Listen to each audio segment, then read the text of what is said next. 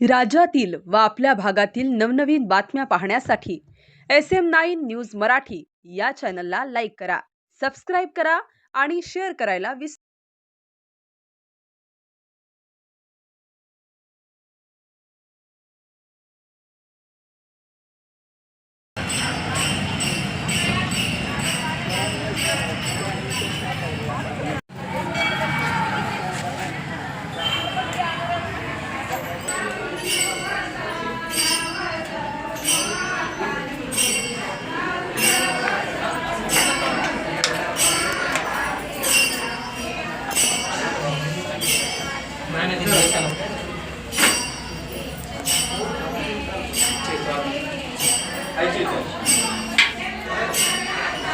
पावसाने उघडी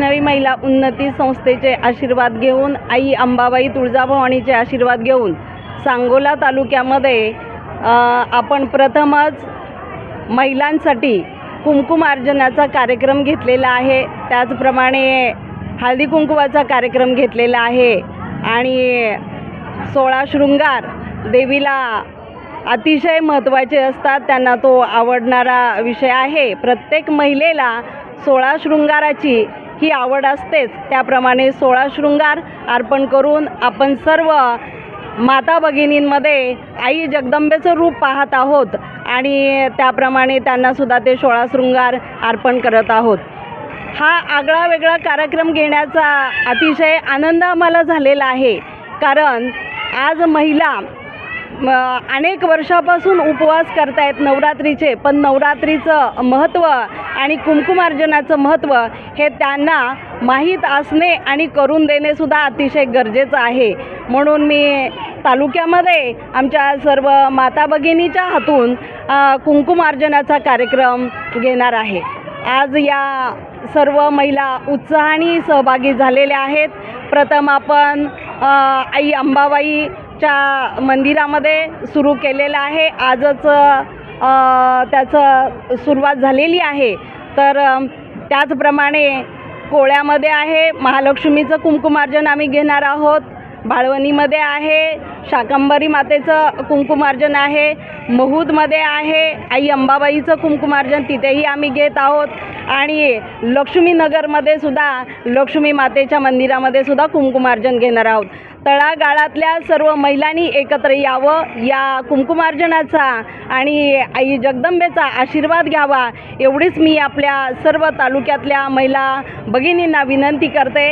हे अतिशय कुंकुमार्जन म्हणजे आज आपल्या कुटुंबासाठी एक सौभाग्याचं प्रतीक आहे आणि हेच कुंकुमार्जन केलेलं आपण आपल्या तिजोरीमध्ये किंवा आपण एखाद्या कामाला जात असताना ते जर लावून गेलं तर त्याचे आशीर्वाद कायमस्वरूपी आपल्याबरोबर असतात.